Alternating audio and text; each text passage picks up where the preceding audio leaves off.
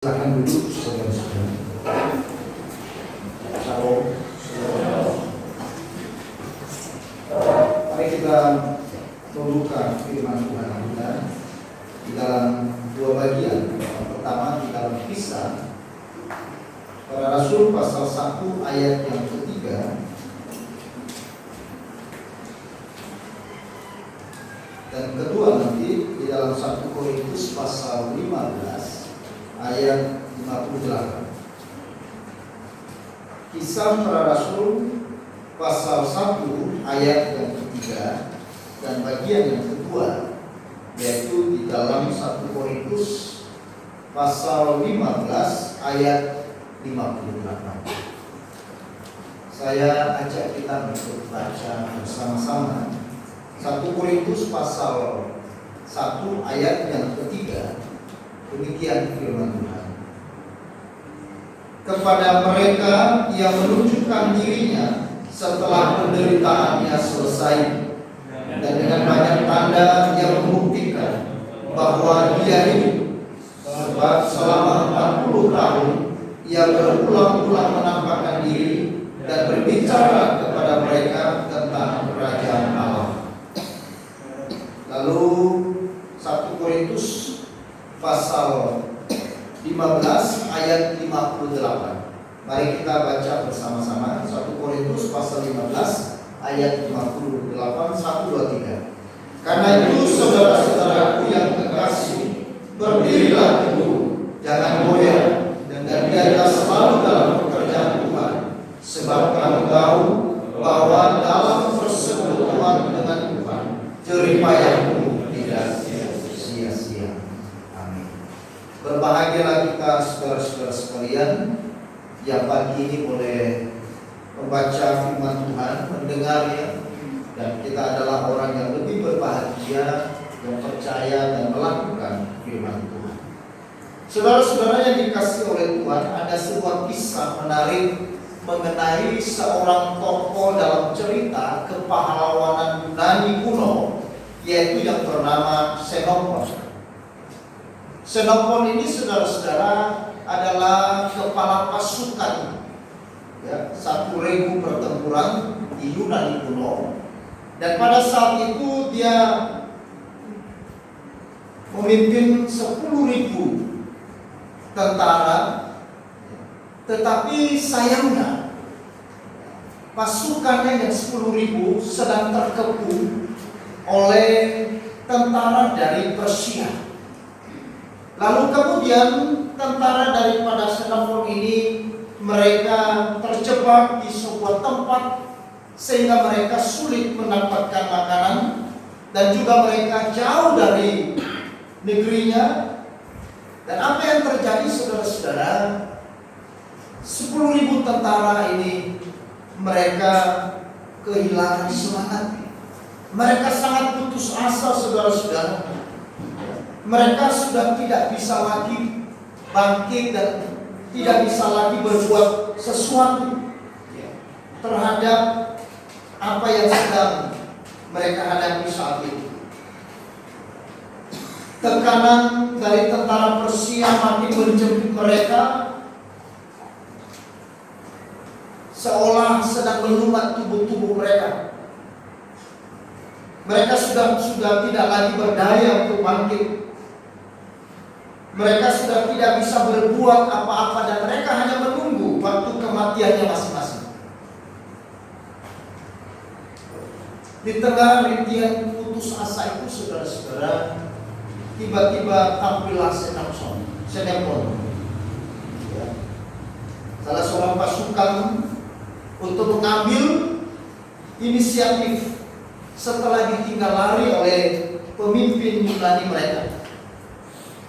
Darahnya meluap ketika pemimpinnya kabur. Ia sudah membayangkan akan apa yang terjadi. Penjagalan besar-besaran terhadap pasukannya. Kemudian dia membayangkan banjir darah dari pasukannya akan sangat mungkin terjadi. Burung-burung pemakan bangkai akan berpesta pora, melahap mayat-mayat pasukannya. Saya pun membayangkan hal itu.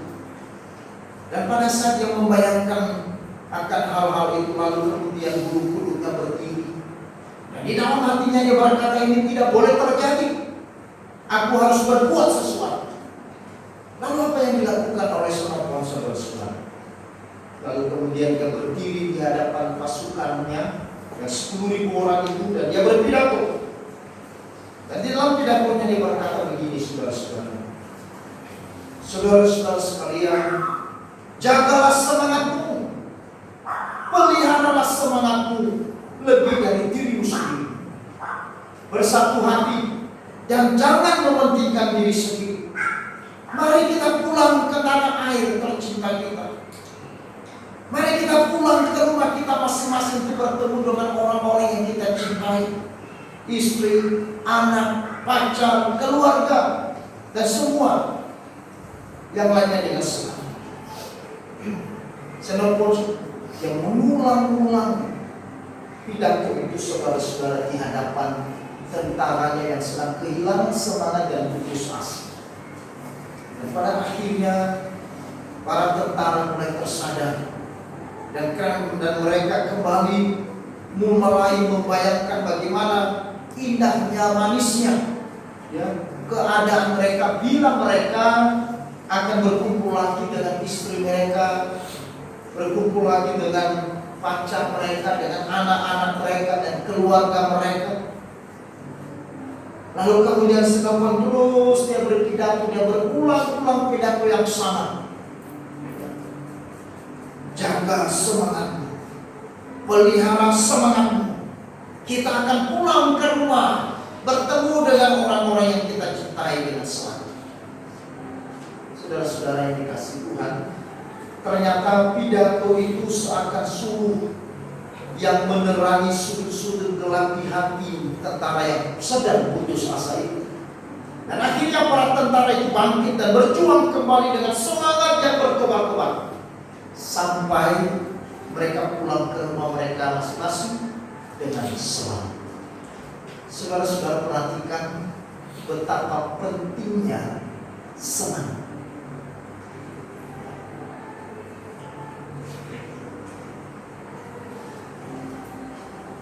Demikian juga yang dilakukan oleh Yesus setelah ia bangkit dari antara orang mati.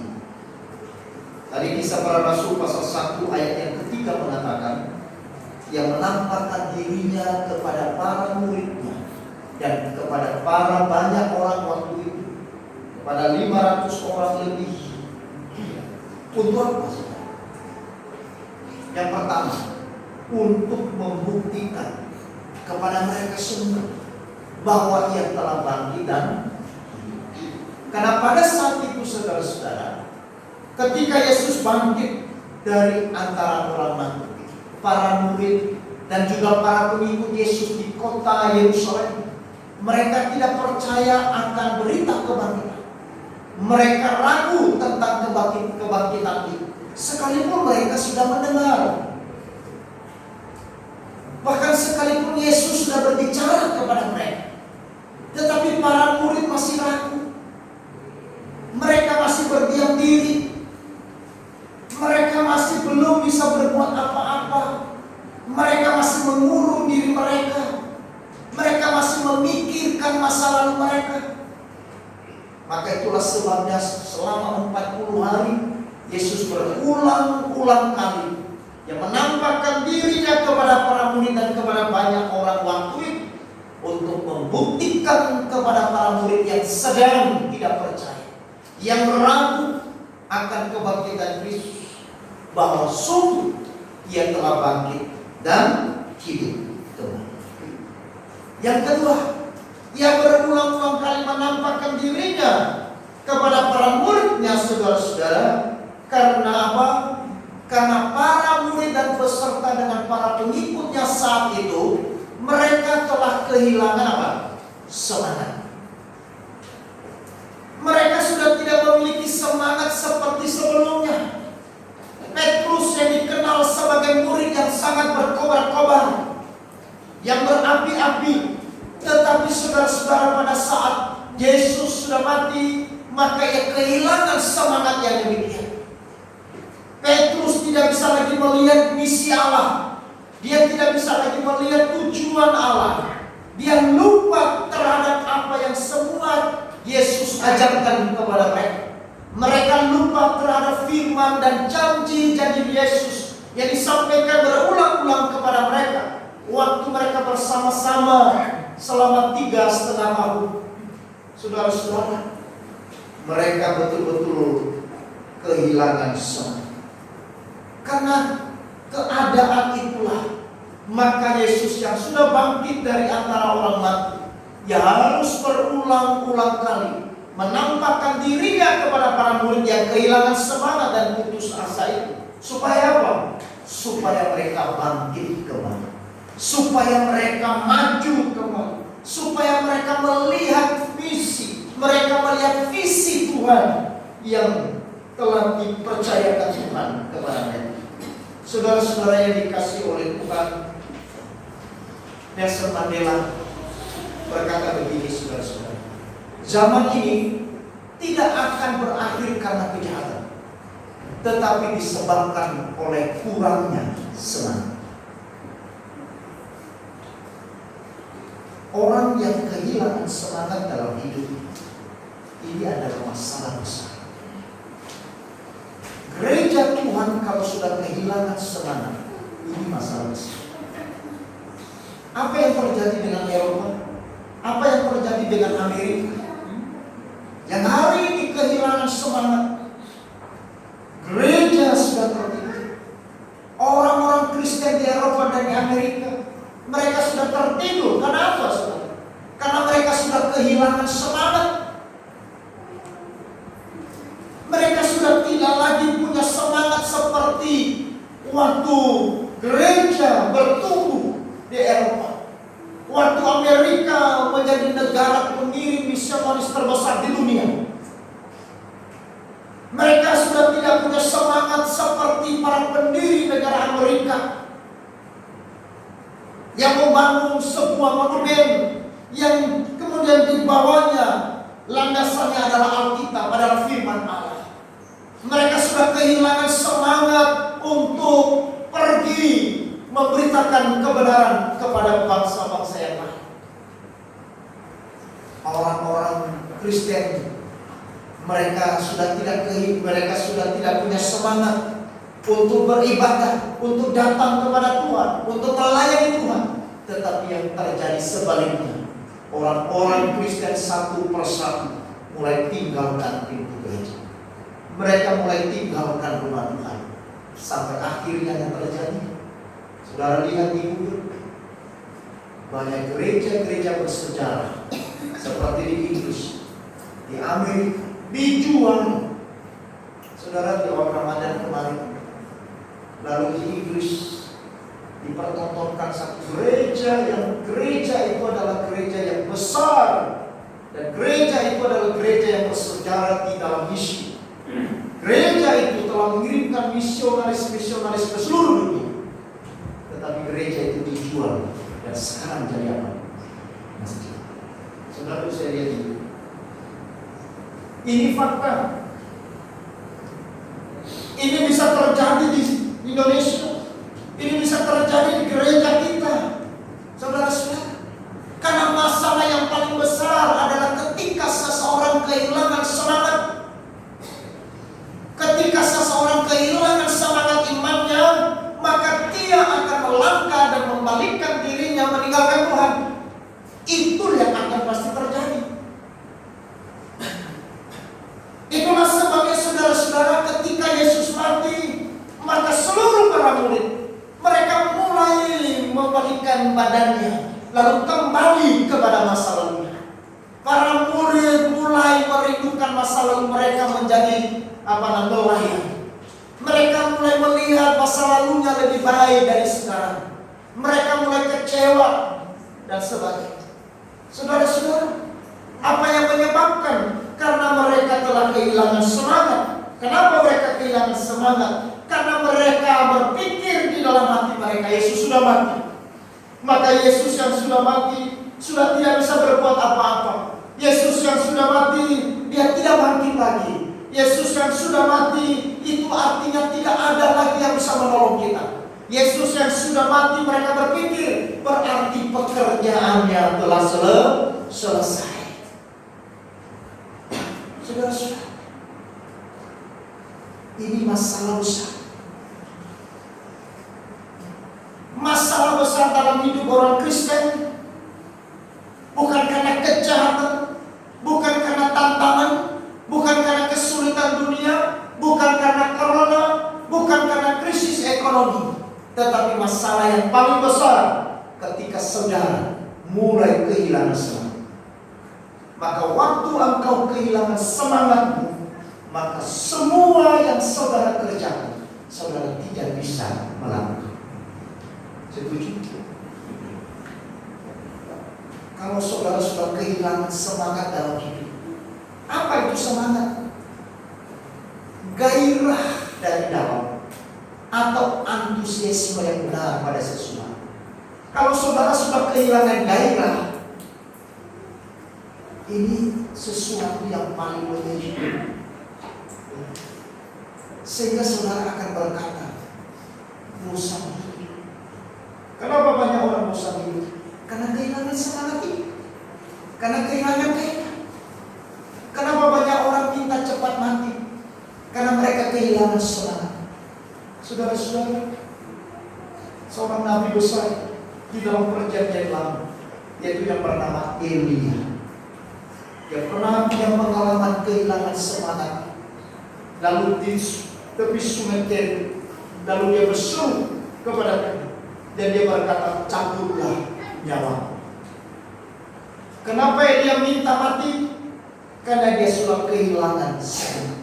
Dia sudah tidak punya gairah sebagai seorang nabi.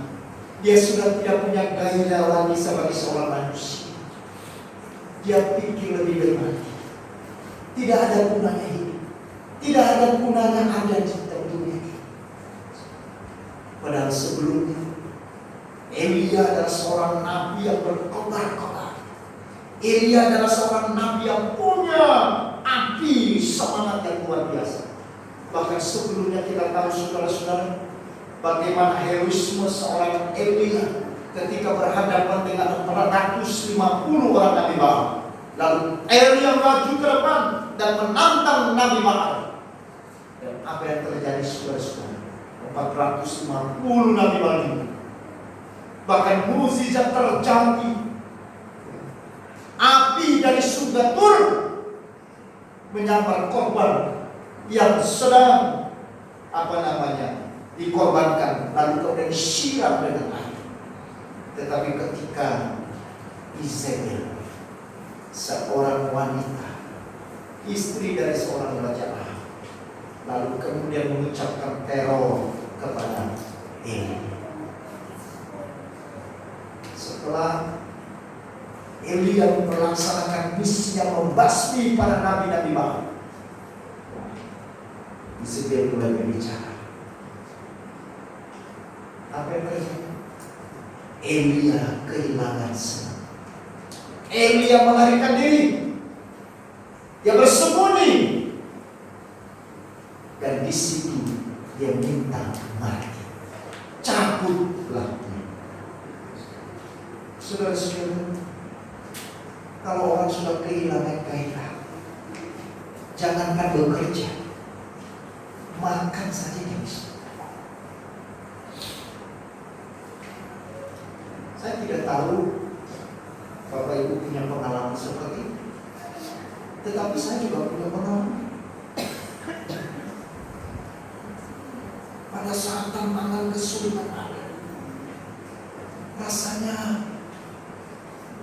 mau melakukan sesuatu tidak bisa. Kalau saudara sudah kehilangan semangat, maka waktu saudara bekerja, rasanya seperti tersiksa di neraka. Waktu saudara kehilangan semangat, waktu engkau melayani Tuhan, sepertinya engkau sedang dicekik. Kenapa? Karena sudah kehilangan gairah. Tidak. Itu arti dari semangat. Sehingga melalui kebangkitan Yesus, para murid menerima dan menikmati semangat baru.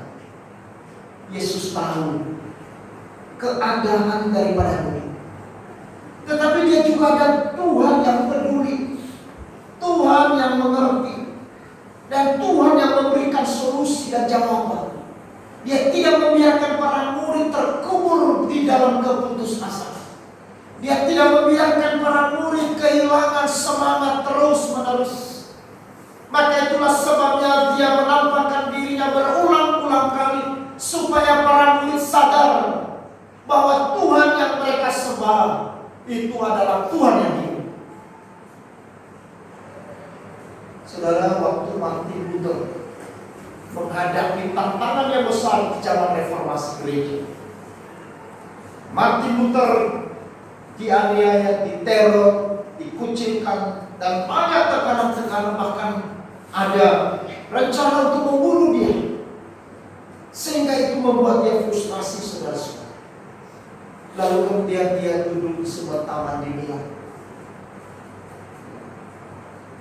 Dan kemudian saudara-saudara, istrinya melihat, kenapa suamiku yang dulunya punya semangat yang luar biasa, api yang berkobar-kobar di dalam dirinya, sekarang kau sedang galau.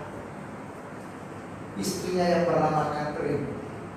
Lalu kemudian dia masuk ke kamar, dia ganti pakaiannya, lalu kemudian dia mulai mengenakan pakaian berkabung, pakaian hitam, pakaian yang dipakai untuk menjenguk orang yang sedang berduka, dengan ada tutup, dengan ada topi.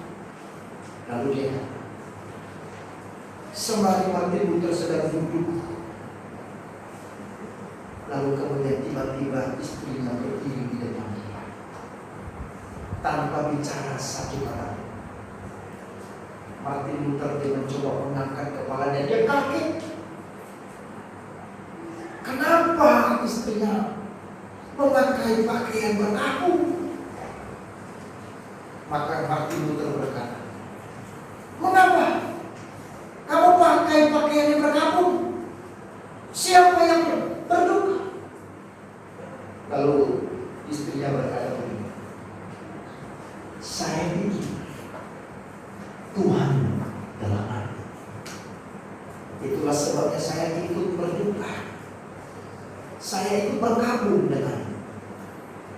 Mendengar itu semua, Martin Luther dia bangkit dari tempat duduknya dan berkata, tidak, Tuhanku tidak mati, Tuhanku hidup. Maka kemudian istrinya Catherine berkata, kalau Tuhan hidup, pergilah, lakukan apa yang menjadi tujuan Allah. Lalu kemudian Martin Luther dia pergi dan dia mulai mengerjakan misi yang Tuhan percayakan bagi dia sampai dia hidup. Saudara-saudara, para murid mereka kehilangan semangat, mereka putus asa karena mereka kehilangan seorang pemimpin besar, karena telah ditangkap dan telah disalibkan. Tetapi melalui kebangkitan Yesus, para murid kembali. Mereka telah dibangkitkan kembali. Mereka sekarang telah menikmati, menerima semangat yang baru melalui kebangkitan Kristus. Bagaimana dengan saudara? Apakah melalui kebangkitan dari Yesus Kristus, saudara sudah memiliki semangat yang baru? Apakah semangat itu masih ada di dalam diri saudara? Apakah gairah iman saudara masih berkobar? Gairah kasih saudara kepada Tuhan masih menyala? Ataukah sudah mulai pudar? Atau mungkin mana? Saya tidak tahu. Tetapi begitu bahwa Yesus yang telah bangkit, para murid kemudian mereka memiliki semangat yang baru. Semangat baru dalam hal apa?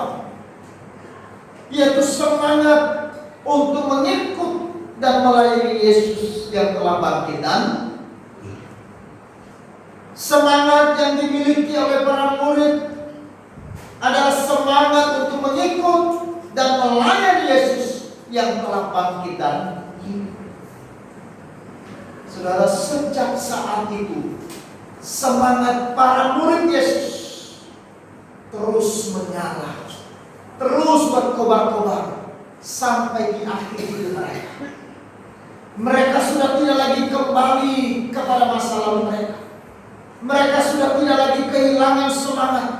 Meskipun mereka sedang menghadapi aniaya, menghadapi kesulitan, menghadapi tantangan yang terus memenuhi kehidupan mereka. Tetapi para murid tetap semangat mengikuti Yesus. Mereka juga semangat untuk melayani Yesus. Dan itulah sebabnya saudara-saudara, Paulus berkata di dalam 1 Korintus pasal 15 ayat 58, karena itu saudara-saudara yang kekasih, berdirilah teguh, jangan goyah, dan biarlah selalu dalam pekerjaan Tuhan, sebab kamu tahu bahwa dalam persentuhan dengan Tuhan jerih payahmu tidak sia-sia. Saudara, ayat 58 itu diawali dengan kata apa? Karena itu. Kenapa kita harus berdiri dengan teguh, tidak goyah, giat dalam pekerjaan Tuhan? Artinya memiliki semangat untuk mengikut Yesus dalam hidup kita, melayani Yesus dalam hidup kita. Karena apa? Karena Yesus telah bangkit dari antara orang mati. Karena Yesus, Dia adalah Tuhan yang hidup. Karena sekiranya Yesus tidak bangkit dan hidup, maka tidak ada alasan bagi saudara untuk semangat. Tidak ada alasan bagi kita untuk kita hidup terus mengikut Dia sampai seterusnya. Tidak ada alasan bagi kita untuk bisa berkorban bagi Dia dan menyerahkan seluruh hidup kita dipakai bagi kemuliaan-Nya. Tetapi karena alasan ini, Yesus yang kita sembah adalah Yesus yang mati dan bangkit kembali dan hidup. Maka itulah sebabnya saudara-saudara, jerih payah kita tidak pernah sia-sia. Pelayanan saudara tidak akan pernah sia-sia. Semangat saudara untuk mengikutnya sampai di akhir hidup saudara tidak akan pernah sia-sia. Karena apa? Karena Yesus telah bangkit dan hidup. Saudara-saudara yang kekasih dalam Tuhan, semangat seperti itulah yang diterima dan yang dinikmati oleh para murid ketika mereka sudah mengalami kuasa kebangkitan Yesus. Orang yang sudah meyakini dan mengalami kuasa kebangkitan Kristus dalam hidupnya mestinya ada semangat. Tetapi orang yang ragu-ragu akan Yesus yang telah bangkit dan hidup, maka tentunya dia juga tidak punya semangat. Kalau kita meyakini 100% bahwa Yesus yang kita percaya, yang adalah Tuhan dan Juru Selamat kita, Dia adalah Tuhan yang hidup dan terus hidup dan beserta dengan kita, mengapa kita harus kehilangan semangat? Mengapa kita harus putus asa? Bukankah Dia adalah Allah yang hidup, Allah yang beserta di dalam saudara, Allah yang peduli di dalam setiap hal yang kita hadapi? Itulah yang pertama. Yang kedua, semangat baru yang dimiliki oleh para murid adalah semangat untuk memberitakan kabar baik atau Injil Yesus yang telah mati dan hidup bagi kita. Para murid setelah mereka mengalami kuasa kebangkitan Yesus, dan setelah Yesus menampakkan dirinya berulang-ulang kepada mereka, sampai akhirnya mereka tersadar bahwa Yesus tidak mati, tetapi Dia sudah bangkit dari antara orang mati dan hidup kembali. Maka mulailah mereka sadar pernah katakan dan perintahkan kepada mereka. Mereka mulai ingat apa yang menjadi misi dari Yesus datang ke dalam dunia. Mereka mulai mengingat apa yang telah dinubuatkan oleh kitab Perjanjian Lama, apa yang telah dicatatkan di dalam kitab para nabi. Lalu para murid mulai mereka membangun diri mereka untuk pergi memberitakan kabarnya. Mereka tidak pergi membawa kabar yang buruk. Sekalipun saudara-saudara, manusia pada dasarnya lebih senang membawa kabar buruk daripada kabar baik. Benar apa tidak? Manusia sebenarnya, saudara-saudara yang sudah jatuh dalam dosa, lebih senang mendengar kabar buruk atau kabar baik? Atau singkatnya begitu, manusia itu, saudara-saudara, lebih senang mendengar gosip daripada kebenaran. Waktu saudara diajak ngobrol untuk mencerita tentang jeleknya orang lain, saudara belum tahu berjam-jam. Kamusnya itu bisa mengalir terus. Heran gitu. Tetapi waktu bicara tentang kebenaran atau kebaikan orang lain, itu biasanya seperti tidak ada kamus. Ya. Tadi malam di pemuda saya khotbah, yaitu mengenai generasi milenial. Seperti apa generasi milenial? Maka salah satu cirinya dikatakan di dalam 2 Timotius itu pasal 3 mengenai keadaan akhir zaman. Manusia di akhir zaman itu lebih suka mendengar yang tidak baik. Kalau cerita tahu nggak ya, si A ini orang yang baik. Kamu tahu nggak, dia ini orang baik. Ya, sudah cukup. Tapi saudara, waktu ada orang datang kepada saudara, tahu nggak, si A itu gini, masa terus. Nah, terus gimana? Ya, gimana dong? Ya. Lihat jam, udah lewat, sudah setengah hari lewat. Terus gimana? Ya apa tidak? Tadi waktu ceritain orang yang baik, itu biasanya buruk. Tapi waktu ceritakan kejelekan, kekurangan manusia yang lain, tidak habis kamusnya. Waduh, mengalir. Itulah manusia. Makanya tidak salah apa yang filosofi Cina itu katakan, bahwa manusia ini punya 2 kantong. Kantung di depan dan kantong di belakang. Kantung di depan itu berisi tentang apa? Tentang kebaikan dirinya sendiri dan kejelekan orang lain. Kantong yang di belakang, yang sulit untuk diambil, itu berisi tentang apa? Kebaikan orang lain dan kejelekan dirinya sendiri. Itu filosofi Cina.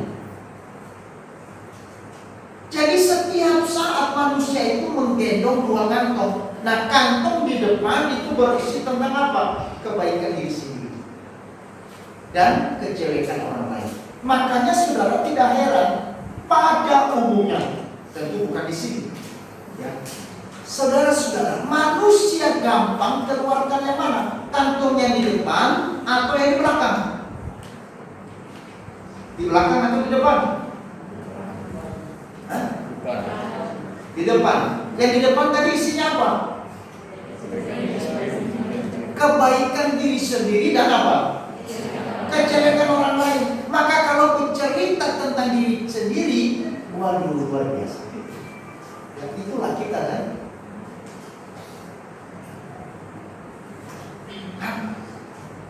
Kalau bicara tentang kejelekan orang lain juga gampang. Tapi coba saudara-saudara, bicara tentang kebaikan orang lain dan kejelekan diri sendiri.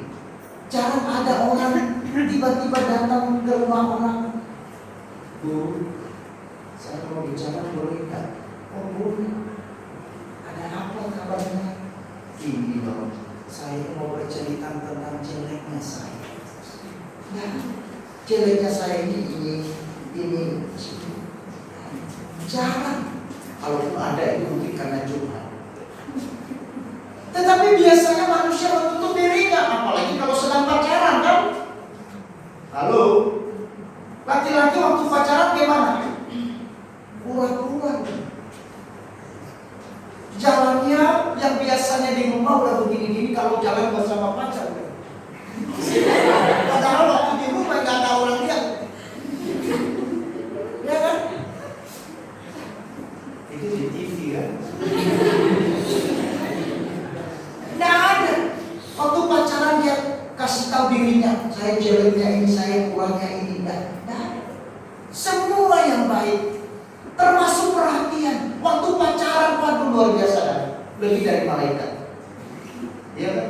Malaikat aja bisa lupa. Ini luar biasa. Pacar di sini, ya di sana pacaran, jatuh di sana bisa lompat. Jangan sampai terjadi. Ya kan? Pacar hanya kena terbentur sedikit dengan kerikil. Kenapa? Saya coba lihat dulu. Padahal kerikil, terinjak kerikil. Kuratannya besar.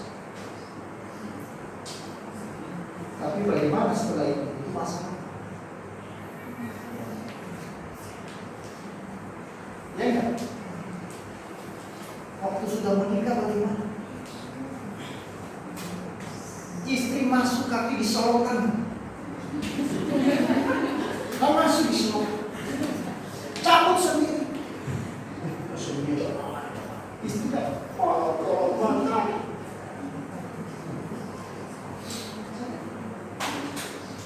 ini kan manusia. Ini manusia. Maka itu sebabnya saudara-saudara, para murid sebelum mereka sadar bahwa Yesus telah bangkit, mereka hanya bercerita tentang kabar buruk. Mereka bicara satu kepada yang lain tentang masalah mereka, tentang kesulitan mereka, tentang hal-hal yang buruk. Bagaimana dengan nasib kita? Bagaimana nanti dengan ini? Bagaimana dengan batu yang besar? Siapa yang menggulingkan? Bagaimana nanti kalau orang-orang Yahudi membunuh kita? Maka mereka hanya bicara tentang hal-hal yang buruk. Tetapi setelah mereka sadar bahwa Yesus yang mereka percaya dan mereka layani selama ini telah bangkit dan hidup, maka mulai saat itu para murid mereka berbicara tentang apa? Mereka membicarakan tentang Yesus yang sudah mati dan yang sudah bangkit. Mereka membicarakan tentang keselamatan di dalam Yesus, bukan tentang diri mereka. Mereka meninggikan Yesus dalam hidup, bukan diri mereka. Saudara-saudara, bahkan ketika Petrus berkhotbah, dia dapat 3.000 orang yang hanya memberitakan tentang Yesus yang sudah mati dan Yesus yang sudah mati.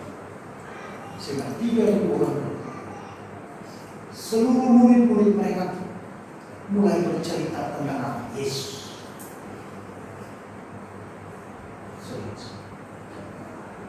Orang yang sudah melihat kebangkitan Kristus, maka dia memiliki semangat untuk menyampaikan Yesus kepada, semangat untuk meninggikan Yesus, semangat untuk bersaksi tentang Yesus, bukan tentang diri kepada Tuhan. Yang ketiga, semangat seperti apa? Yaitu semangat untuk mampu bertahan dalam berbagai tantangan. Ketika para murid sadar bahwa Yesus telah bangkit dan hidup, maka mereka memiliki semangat untuk mampu bertahan di dalam berbagai tantangan. Kita tahu saudara-saudara bahwa tantangan, kesulitan, penderitaan yang dihadapi para murid sebelum Yesus bangkit dan setelah Yesus bangkit itu bersama dan banyak mana. Para murid mengalami masalah kesulitan sebelum Yesus ada. Sebelum Yesus bangkit maksudnya. Dan setelah Yesus bangkit, mereka juga mengalami masalah kesulitan. Tetapi besar dan banyak mana? Sebelum atau setelah?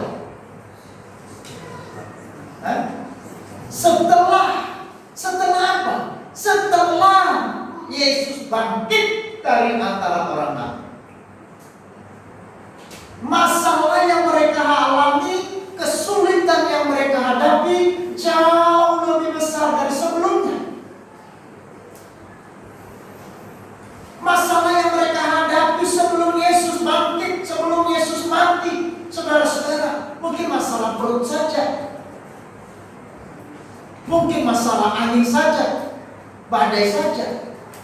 Tetapi setelah Yesus bangkit dari antara orang mati dan kemudian para murid hidup di dalam aniaya yang begitu besar, kesulitan demi kesulitan setiap hari, masalah demi masalah setiap hari, bahkan sampai akhirnya hampir seluruh para murid mati dianiaya.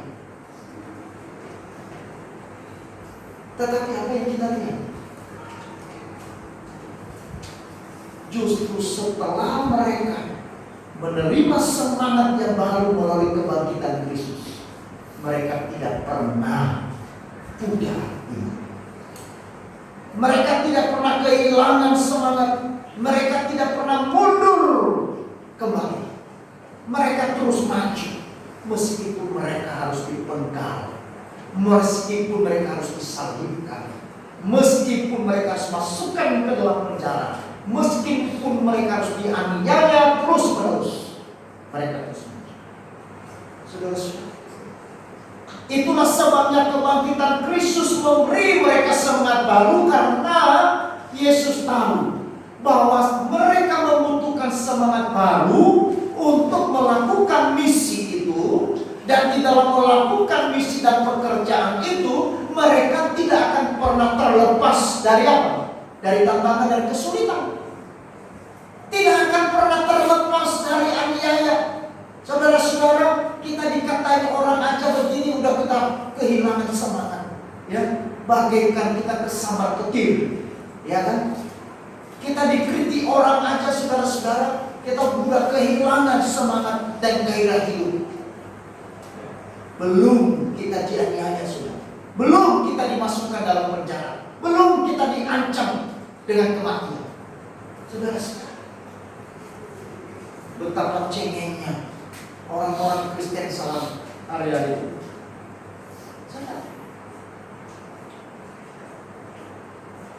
Tetapi karena semangat yang baru membuat para murid bertahan dan mampu menghadapi tantangan itu dengan sebuah kemenangan. Semangat adalah sebuah keputusan iman untuk melihat sisi positif atau kebaikan di balik setiap masalah. Dengan menerima semangat, dengan memiliki semangat yang baru melalui kebangkitan Kristus, maka kita bisa melihat sisi positif atau kebaikan di balik setiap masalah. Makanya Ayub, saudara-saudara, dia tidak berbuat dosa, ya, dia tidak berbuat dosa ketika dia menghadapi penderitaan. Kenapa? Karena ada semangat iman di dalam dirinya. Semangat iman itu membawa dia melihat sisi positif, kebaikan di balik setiap masalah. Maka perlunya kita kita harus memiliki semangat itu, karena dengan semangat itu saudara, maka kita bisa melihat sisi positif, kita bisa melihat kebaikan di balik setiap masalah yang kita hadapi. Amin. Kalau kita sudah kehilangan semangat, maka kita tidak bisa mampu melihat kebaikan di balik masalah yang kita. Maka dari itu mari saudara-saudara, tetap semangat, kerjakanlah apa yang menjadi bagian kita, dan serahkan kepada Tuhan apa yang menjadi bagian. Jangan urus bagiannya Tuhan, lakukan bagian kita masing-masing dengan semangat kebangkitan Yesus. Amin. Karena hanya dengan semangat kebangkitan Yesus kita bisa mengikut Yesus dan melayani Dia seumur hidup. Hanya dengan semangat dari kebangkitan Yesus kita bisa memberitakan kabar baik, Injil keselamatan kepada semua. Dan hanya dengan semangat oleh kebangkitan Yesus, saudara dan saya bisa mampu bertahan di dalam berbagai tantangan. Amin. Bapak di surga, terima kasih